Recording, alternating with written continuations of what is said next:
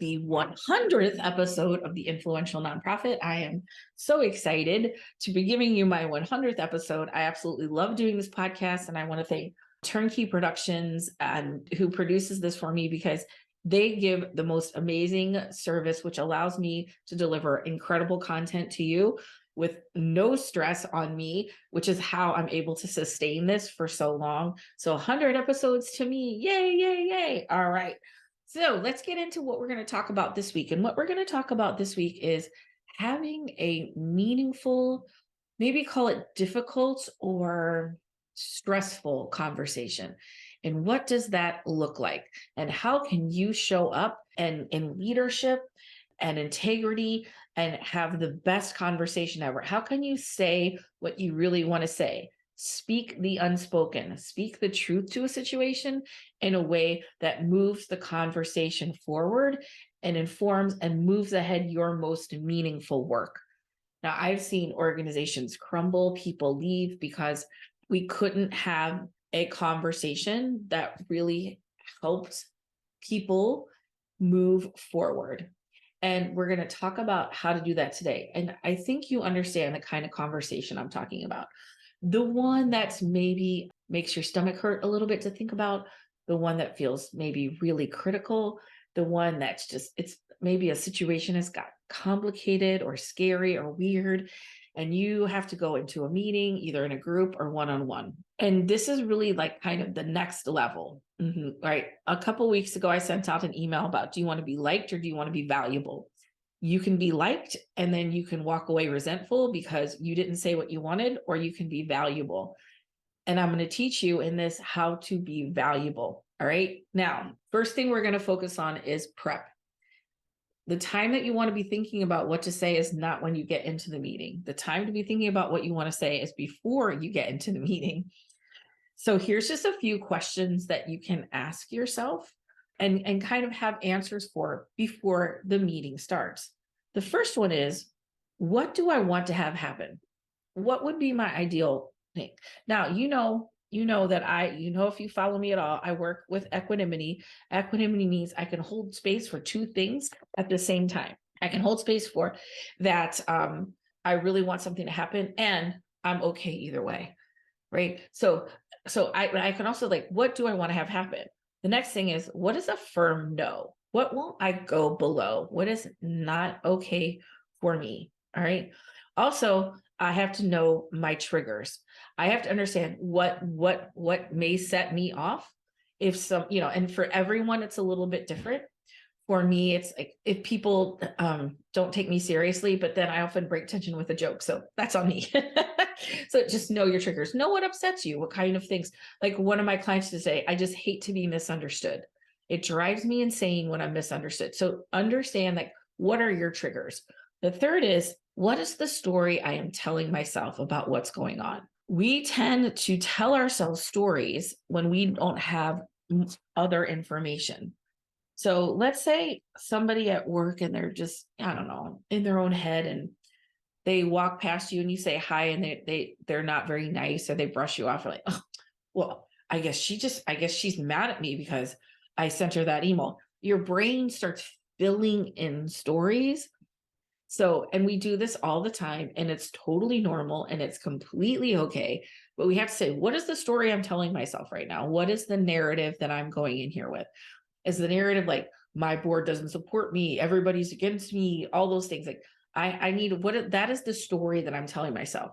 And so the point is that I don't want to go in with that story, because what happens is all I'm going to do is look evidence for that story to be true. It's a story that you're telling yourself. You can tell yourself a different story. That's what I work with people on, is understanding the stories that they're telling themselves. How can I tell a story that's going to serve me better? So what is the story you're telling yourself about the situation that you're in? So once you have that down, right, now here's what we're going to do. All right. First is we want to release the outcome. Let it go. I want you to put yourself in a place before you get out of your car to go into somewhere, before you step into a meeting, whatever it is, just take a couple of deep breaths and release the outcome. Tell yourself whatever happens is totally okay. It's already okay. I'm here to support. whatever it is to put you in that place of neutrality, because we really want to start from there. If you come in with an agenda, if you come in with, an axe to grind or something, it's okay to be upset. It's okay to have all of those things. We're just that's the story. And we're going to just set that aside because we want to be open to what's going to have happen. So once we release the outcome, we want to look at the structure. So when you walk into a space, where are people sitting? Where could you sit? I coached somebody, I had a call with somebody. This was a long, long time ago, but I always remember this story because it was such a great story. She said, it was a board president, and she said, the staff really doesn't contribute much to board meetings and it's really uncomfortable. And I said, and through this story, she said that all the board members sit around the table and the staff sits in chairs along the wall. And I said, oh, okay. So maybe the structure is not conducive to having feeling like a team. They're all sitting up along the wall with their backs against the wall. I said, maybe let's just all sit around the table. I said, I guarantee if you shift that structure, that's going to make it better. So maybe you don't set the structure. And if you do, how are people going to perceive this space when they walk in? You always see in the movies, there's like 5 people against, on one side of the table and 1 person on the other side of the table. I've never really been in a room like that, but I imagine it could happen. So, how could we create a structure that it's already going to help further the conversation instead of divide it? If you come into a space and everybody from one team is on one side and everybody from another team is on another side, that is, remember, energy speaks louder than words, and our subconscious is very powerful. So our subconscious is already like, oh, okay, we're divided. I see it. All right. The third is the neutral energy. All right. Holding space for neutral energy. If people get up, you stay neutral. If they go down, you stay neutral. Holding that neutral energy and staying in your body. And what do I mean by staying in your body? Because your body is going to communicate what's happening before your brain. Your body is going to tell you what's going on before your brain. So when you stay in your body, you feel your heart rate. You feel like, you feel yourself get upset. You feel yourself like starting to, your pound or sweat or whatever. Your body is going to communicate faster than your brain. So that you're like, okay, wow, I'm feeling this. There's something happening here. I need to take a deep breath. I need to reset and all that. Okay. So be conscious of what's happening in your body. And the last thing is look for the agreements. Look for the agreements. So a lot of times in a dispute or in what we consider conflict, we're focused on what the split is. Okay. But what we really want to focus on is what we agree to. So can we all agree that we're committed to this organization? We can all agree that this is a topic worth talking about. We all agree that it's important that we find a solution. What can we agree to? Because you can agree to a lot more than you don't agree to. And so what it does, it puts us in a mindset of finding like value and finding ideas. Also, sometimes people with an ego or maybe narcissistic tendencies, when you say, I agree that is important, they immediately relax because you're agreeing with them. Now, I'm not saying lie. I'm just going to tell you, I don't agree. So I agree that this is a difficult topic. Like, what can you honestly agree to? Look for agreements and go really, really macro if you can. I agree that, can we agree that this is a good use of our time? Or can we agree we're all ideally committed to seeing this outcome? Whatever it is, sometimes you got to go macro, but there's always something you'd agree to. And when you come from that perspective, then it's like, yeah, we agree to so much. And it's just like these little things. I remember like during the first holiday season of COVID, I had a lot of conversations with people about navigating how they were going to feel comfortable with their kids and their relatives. And I said, start with the agreements. Like this woman's like, my mom, like they were disputing with their parents. And she said, I'm trying to keep my kids healthy. So, okay, what can we agree to? That we both love the grandkids, that we both want a happy holiday. We agree that we both want the kids to be safe. Right. So we can agree to a lot of things. And then it's just like, but it's like, how are we going to keep them safe? That's the dispute. It makes the dispute feel a lot smaller. Many, many, many years ago, I was on a jury and it was a possession case. very simple, like drug possession charge. And the first day that I'm in this thing, I'm like, oh my God, this is, it's so interesting that you put 12 people in a room who don't know each other and you expect them to somehow organize themselves into making a decision when they don't know how to facilitate any kind of decision making. So I let it go the first day. But the second day, I'm like, I'm staging a coup. And I walk in, I'm like, all right, so here's what's going to happen. Get there. We had a flip chart. I'm like, what we're going to do is we're going to walk through the whole case and talk about everything that we agree to so we did. We walked through the whole scenario. And then we got to this part where we didn't agree. So we all agree this happened, this happened, this happened. Yes. So what do we disagree on? We disagree on this one point. Okay. And then we were able to really, really hone in on that one point. It wound up being a mistrial, but at the end of it, I spoke to the judge and I showed her, here's all the things that I helped them do.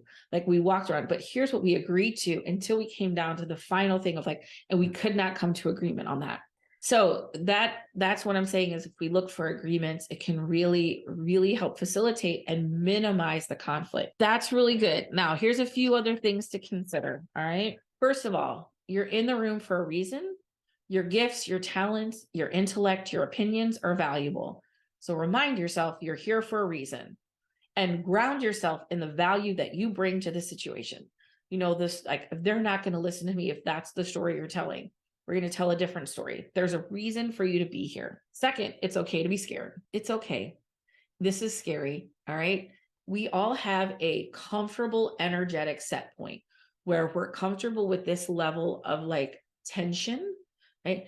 And when we go above that, we tend to either start to fight or flight, or break the tension or change the subject. I make a joke and I didn't realize I did that, but when the temperature gets too high, I make a joke or I change the subject because I want the temperature to go back down to where I'm comfortable. So the goal here is to be able to like tolerate higher levels of like tension without having to break the conflict, because conflict is not the enemy, right? You worked with me long enough, you know me well enough to know peace and conflict is a balance, right? And one of the biggest lessons of my life over the last 2 years at least is understanding the role of conflict in a relationship and honoring that conflict is a natural part of a relationship. And the more I put conflict, peace on a pedestal and avoid conflict, actually I'm creating more conflict because that piece is going to fall off the pedestal eventually. And what happens?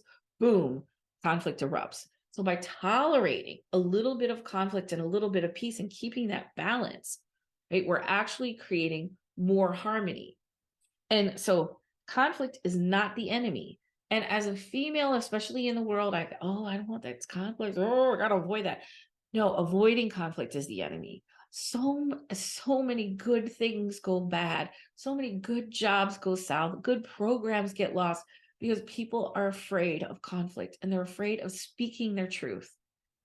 And one of the biggest gifts you can give, especially if you're an executive director, CEO, board president, is to create space, a sacred container, a safe space for people to speak the truth of a situation. And by embracing that sometimes conflict happens, and it's just an important part of communication. All right, a couple more things. Listen to what's being said and what's not being said, and try to listen a lot more than you speak. Listen to everything. Come with an open heart, come with release the outcome and listen to everything that's being said, everything that's not being said. I know that you've been in meetings where you can see what's not being said, and you can also call people into that, not call them out, but call them in, say, you look a little uncomfortable. Is there something you'd like to share? And I just had this happen to one of my clients I had, and she was on a Zoom and they were talking about stuff and somebody just got a little bit uncomfortable and she could see there was something they weren't saying and she invited them. It's okay. She invited them into the conversation. Whatever you're feeling is fine. Let's talk about it. And she was able to create a space where this person is sitting in obvious discomfort, and then they felt they could say what was going on because they didn't like what was happening, some of the decisions that were being made. Couple more things, okay? Energy is everything. Energy is everything. We think about what we're going to say, what we're going to wear, where we're going to park, and we don't think about how we're going to show up. What is the energy that I'm bringing to this? And how can I bring the most neutral, open energy possible, even in a situation that could be high stakes, even in a situation where I'm not sure of the outcome, even in a situation where there's something I really want to have happen. So energy is everything. Think about how you want to show up. Take a minute, take 30 seconds to stand outside that door. Just take a deep breath, connect to your body, clear your mind, and then go in. This was during kind of during COVID, and I did a speaking engagement, and it was farther away than I thought it would be. And I was a little bit late, not late, but a little bit late. And I was a little bit nervous, a lot of people in the room. And so anyway, when I pull into the parking lot, instead of just getting out, grabbing my stuff and rushing in, before I opened that door, I just sat there for a minute because, and I thought about, I'm going to serve these people. And I thought about that exchange of energy. I'm just going to give to them, and then I'm going to feel that for me. And we're just going to, pass all this good energy back and forth. And once I got into that place, then I got out of the car and I got my suitcase and all my stuff. And I wheeled myself in and said hello. A lot of times we're rushing from one meeting to the next, or one thing to the next, or whatever. And we're not conscious of the energy and how we show up. The last thing is, and this is the biggest thing, and probably the most important piece of content of this whole podcast, is truth telling is leadership. Truth telling is leadership. We always talk about in marketing, like, oh, we want to be a thought leader. We want to be a thought leader. Okay, right? But what that means is I have to speak up and tell the truth to a situation that maybe other people may not like that truth, or they may argue against that truth. But truth telling is leadership. And what I work with people on is coaching them and guiding them on how to say the truth. First of all, how to show up, all the things I'm teaching you here now, but how to speak in a way that makes people want to listen, that makes people understand, that helps people understand, and that makes people want to do what you want them to do. You don't have to tell people what to do. Nobody wants to be told. But how can I get people to enroll in a vision that I have and do it willingly and excitingly? And that's what I work on. And if you can just ground yourself in that, truth telling is leadership. So how can I tell the truth to a situation? Because this is what you're being called to do. You can be liked or you can be valuable. Leaders are valuable, and they tell the truth, and they do it in a way that, again, that informs and advances our most important work. And if you can, in your world, in your orbit, embrace higher levels of conversation, you're going to be able to get more done more easily. You're going to have stronger connections with people. You're going to be able to navigate much more successfully. And that is what I want for the world. The last thing I'm going to say is, as children, like in my experience, and other people have shared with me, we were really taught to navigate conflict as kids. In my world, I'm 57. I was raised by silent generation, depression era parents who really weren't into feelings at all. That conflict was resolved by anger or ignoring. Those were the two things. So I never really learned to navigate a difficult situation. I never really learned how to speak what I wanted, because I just did. I had to teach myself. And I think a lot of us are that way. We never learned the skills to navigate something like this. And so we tend to avoid it, or we stay silent, or it becomes an argument. It becomes untenable. The drama, the situation becomes dysregulated, and then productivity or productive dialogue ceases. And so if you're not comfortable with this, that you're typical, because most of us aren't, right? Because most of us grew up, we were not taught how to navigate conflict. And the models that we had was either anger or ignoring, right? This is, I think, the most critical skill, even in the nonprofit. There's so much navigating and of issues and people and important topics. There are important, difficult issues around us all the time, because that's why we do what we do, because we're solving these important, complicated, difficult issues. So our ability to stand in there and hold that space and have higher level dialogue conversations is really going to affect our work and make it so much more valuable and important. That's it. That is it. So I would love to hear how you navigate conflict. Maryanne at courageouscommunication.com. I would love if you listen to this podcast and experience something differently or spoke differently because of it. I would love to hear your story. Please share with me.